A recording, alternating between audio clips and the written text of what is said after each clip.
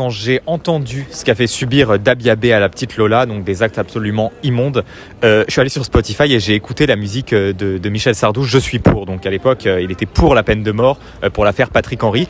Est-ce que ma réaction elle est normale ?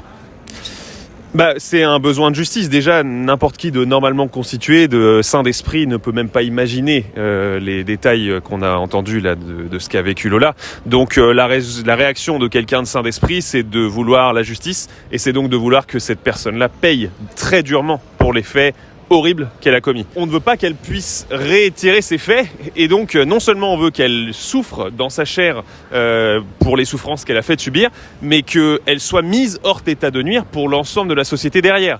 Et donc là, il y a deux choix. Jusqu'en 1980, on avait le choix de la peine de mort, qui, faut quand même le rappeler, dans les dernières années de son existence, était de moins en moins prononcée. Donc l'opinion française convergeait quand même vers une abolition de la peine de mort, même si c'est encore aujourd'hui complètement divisé.